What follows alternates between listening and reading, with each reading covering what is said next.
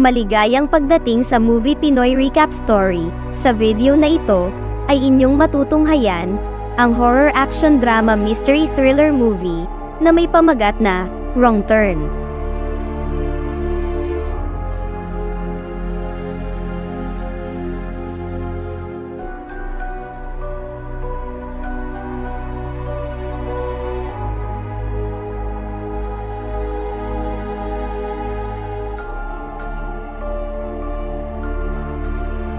Nagsimula ang pelikula sa dalawang masayang magkasintahan na kasalukuyang nagha-hiking sa isang bundok. Naunang nakarating ang nobyo nito sa mataas na bahagi at nakuha pa nitong mangbuwisit ng konti dahil sa mabagal na pagkilos ng nobya. Sa pagdaan ng ilang segundo nang hindi na talaga kaya ng babae na umakyat ng mag-isa ay humingi na ito ng tulong sa kanyang nobyo, subalit napansin niya na hindi na ito sumasagot at nakita na lang niya na wala na itong malay. Sa ilang saglit kasabay ng pagpatak sa kanyang mukha ay may kung anong nilalang ang naghagis dito at bigla na lang ding sinimulan na hatakin siya pataas ng nasabing hindi tukoy na nilalang na tumapos sa kanyang nobyo. Dahil sa sobrang takot ay wala na siyang pinagpilian pa kung hindi putulin ang gamit niyang tali at mabilis siyang nagpatihulog para hindi siya makuha ng misteryosong nilalang sa itaas. Nang marinig niya ang nakakatakot na tawanan ng mga hindi maipaliwanag na nilalang ay mabilis siyang kumaripas ng takbo pabalik sa kanilang kotse. Subalit nang malapit na sana siya ilang hakbang na lang ay may biglang lumitaw na patibong na nagpatisod sa kanya. Kalaunan ay binatak na lang siya ng mga nasabing nilalang habang sumisigaw ito ng tulong. Mabilis na kumalat sa mga balita ang misteryosong pagkawala ng magkasintahan at magpahanggang sa ngayon ay malaking palaisipan pa rin sa mga kinauukulan kung ano ba talaga ang nangyari sa dalawa. Ang isang lalaking nagngangalang Chris ay nagmamaneho ng kotse papunta sa kaparehong bayan para sana sa kanyang job interview. Subalit natigilan siya nang sa hindi niya inaasahan ay may malaking traffic ang nakaharang sa pinagbabiyaihan niyang highway. Tinanong niya ang isang truck driver at mula dito ay nalaman niya na may tumapon na mga kemikal sa nasabing daan kaya matatagalan pa bago matanggal ang traffic sa daanan na ito. Dahil dito ay mas minabuti ni Chris na dumaan na lang sa liblib na bahagi ng lugar para gamitin ang shortcut. Dahil nalobat ang gamit niyang cellphone ay huminto siya sa isang kakaibang gasolinahan para gumamit ng telepono, subalit sinabi ng parang taong grasang nagbabantay na hindi ito gumagana kaya tinignan na lang niya ang isang mapa at nakita niya na may mas mabilis palang daanan papunta sa syudad. Nang magsimula na muli siyang magbiyahe gamit ang kotse ay naibulong na lang ng kakaibang lalaking nagbabantay na sana ay makarating siya ng ligtas sa kanyang patutunguhan na para bang may alam itong masamang panganib sa nasabing liblib na lugar. Habang nasa biyahe si Chris ay tumambad sa kanya ang dalawang magkahiwalay na daan. Saglit na napaisip siya kung alin ba dito ang daan papunta sa syudad, kalaunan ay pinili niya ang daan na may karatula na nakalagay. Hindi pa man nagtatagal nang makapasok sa nasabing daanan ay nakakita siya ng nabubulok na karne ng hayop at bigla siyang sumalpok sa isang nakahintong sasakyan sa gitna ng liblib na daan. Kaagad siyang kinumpronte ng isang grupo ng magkakaibigan na may gamit sa sasakyan na sila Francine, Evan, Scott, Carly at Jessie. Ipinaliwanag nila kay Chris na may kung sino ang naglagay ng barbed wire sa daan kaya nagkasira ang gulong ng sasakyan nila.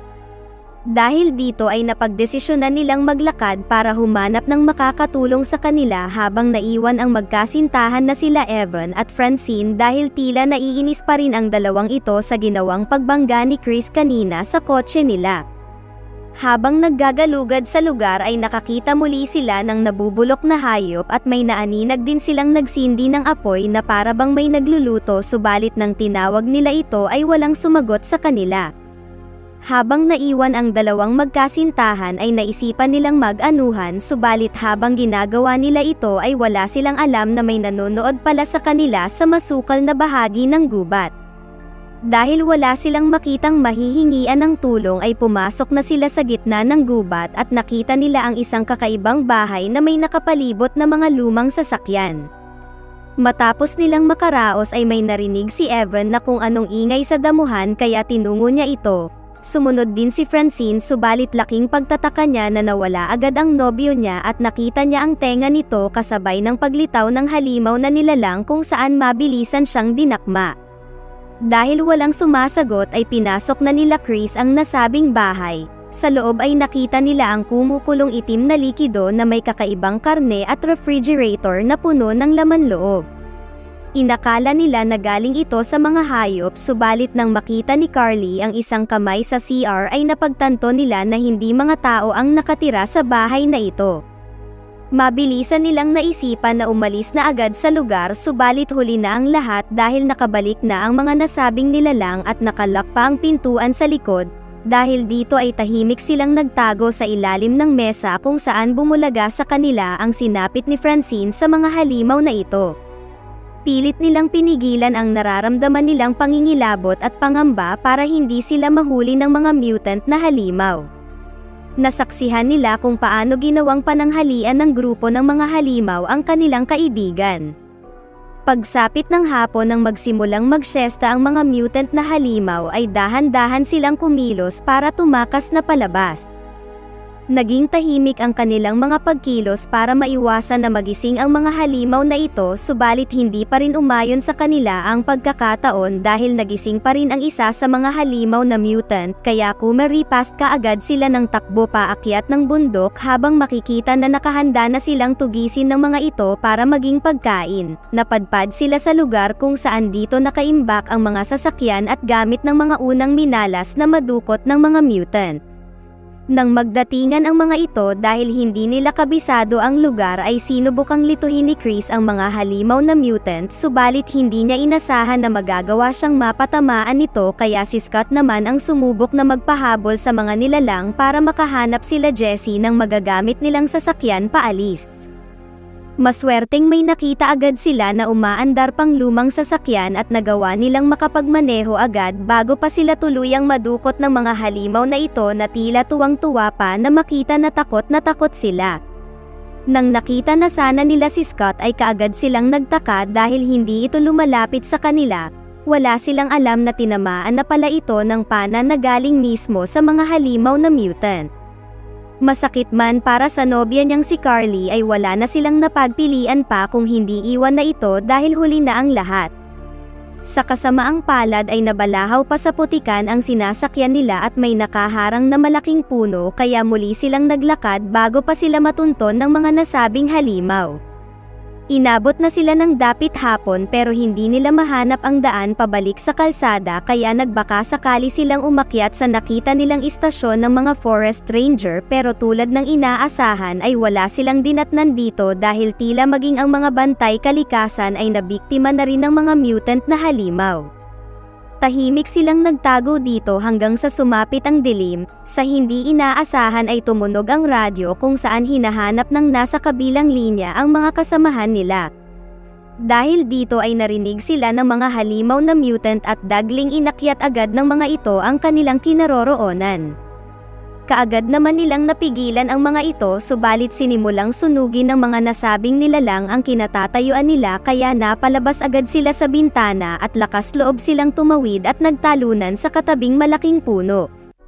Sa kasamaang palad habang lumilipat sila ng sanga para mapagtaguan ang mga halimaw na pilit silang gustong makuha ay inabutan ng mga ito si Carly at agad nilang inatake. Tila hindi matanggap ni Jessie na naubos na lahat ang mga kasama niyang kaibigan na gusto lang sanang magsaya para sa kanilang bakasyon.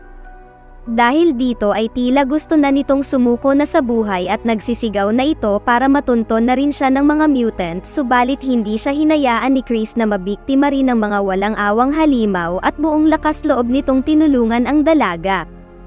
Para hindi sila mahanap ng mga ito ay nagtungo sila sa ilalim ng talon at dito sila nagpalipas ng buong gabi. Makalipas ang buong magdamag ay maingat na silang muling nagpatuloy sa paglakad at nang nakita na sana nila ang kalsada ay biglang nagsulputan ang mga halimaw na mutant at mabilis silang inatake ng mga ito. Napadaos-dos pababa si Chris habang si Jessie naman ay puwersahang kinuha ng mga halimaw. Kasabay nito ay sakto na may dumaan na kotse ng isang pulis. Agad siyang humingi ng tulong dito at sinabing may mga mutant na halimaw na naninirahan sa gubat, ngunit inakala lang ng pulis na nababaliw siya. Sa ilang segundo ay tinapos rin ito ng isa sa mga mutant. Agad niyang sinubukan na magmaneho, subalit napalabas na lang siya dahil sa sunod-sunod na pag-atake ng nilalang. Kinuha ng halimaw ang susi ng kotse at dumungaw ito sa ilalim. Sa kabutihang palad ay nagawa niyang makaalis agad papunta sa damuhan. Nang makita niya na magmamaneho paalis ang halimaw ay palihim siyang kumapit sa ilalim ng nasabing kotse. Nang mapunta ang eksena sa bahay ng mga mutant na halimaw, makikita na lamang si Jessie na itinali na ng mga ito sa higaan nila. Kapansin-pansin na di siya agad ginawang pagkain ng mga halimaw na ito dahil tila may iba silang balak para sa maganda na dalagang tulad ni Jessie. Hindi nagtagal ay nakarating na muli si Chris sa lugar mula sa ginawa niyang pagsabit sa ilalim ng sasakyan ng pulis na kinuha ng mga halimaw. Nang sisimulan na nila ang kanilang balak kay Jessie ay rumaragas ang ibinangga ni Chris nang mabilisan ang kotse sa loob ng bahay ng mga ito. Sa pagkakataon na ito ay pinili ng lumaban ni Chris kaysa sa tumakbo tulad ng ginawa nila noong una dahil tila handa na nitong isugal ang kanyang sarili para mailigtas si Jessie. Buong tapang at lakas loob niyang sinubukan na tapusin ang mga halimaw na mutant kahit mag-isa lamang siya para matulungan na makawala ang dalaga na lubos na nangangailangan ng kanyang tulong. Nagawa naman niyang mapabagsak ang mga ito, subalit hindi naging madali ang lahat dahil tila walang pakiramdam ang mga kakaibang nilalang na patuloy lang sa pagbangon. Makikita na walang kahirap-hirap siyang pinagbabalibag ng isang ito na para bang laruan lang. Nang balak na siyang tapusin ito ng dahan-dahan ay kaagad siyang tinulungan ni Jessie gamit ang sariling pana ng mga ito matapos nitong makawala sa pagkakagapos, ngunit patuloy lang sa pagbangon ang mga kinakalaban nilang mga halimaw na mutant na para bang walang iniinda ang mga ito tulad ng parang zombie. Sumali na rin sa laban si Jessie at magkatulong nilang sinubukan na tapusin ang ubod ng bangis na mga mutant na ito na silang umubos at nagsikain sa mga kaibigan niya. Habang patuloy na nasusunog ang loob ng bahay ay patuloy rin silang nakikipagbakbakan sa mga ito na hindi maubos-ubos ang mga buhay dahil patuloy lang talaga sila sa pagtayo kahit nagtamo na ang mga ito ng hindi mabilang na mga atake. Kalaunan ng dahil hindi talaga nila mapuksa ang mga mutant kahit anong gawin nilang pag-atake ay nakaisip si Chris ng mabisang plano para matalo ang mga mutant na walang nararamdamang kahit ano. Gamit ang napulot niyang shotgun na pagmamay-ari ng mga halimaw ay pinaputukan niya ang gas ng kotse na kanyang ibinangga kanina para lumikha ito ng malaki at malakas na pagsabog kung saan gamit ito ay kasamang matutusta at mapupuksa ang mga kakaibang mutant na nasa loob. Matapos nito ay makikita na lang na ang sasakyan ng mga mutant na ginagamit nila sa pagbihag ng mga tao ay dumating sa gasolinahan. Dahil dito ang lalaki kanina na nagbabantay sa lugar ay mabilis na nagkulong sa loob dahil sa sobrang takot. Pero tila na sorpresa ito nang makita na si Chris pala ang lula ng nasabing sasakyan kung saan bumaba ito para kuhanin ang mapa na nakapaskil. Tuluyan nang nakaligtas sila Jessie at Chris at sa wakas ay makakauwi na sila kasama ang bangungot na karanasan na kanilang nalagpasan dulot ng mga mutant na halimaw. Sa pagtatapos pagsapit ng dilim ay dumating ang isa pang pulis sa sumabog na bahay para imbestigahan ang nawawalang kasamahan at kung ano ba ang nangyari dito. Sa hindi inaasahan ay makikita na mayroon pa palang natirang mutant at agad nitong inatake ang nasabing pulis. Special shoutout kay Susan Gozem, kay Rose Blossom from Saudi Arabia, Ginger Shizing from Pangasinan at sa huli kay Bogard Kaingin. Maraming salamat po sa inyong walang sawang panunood.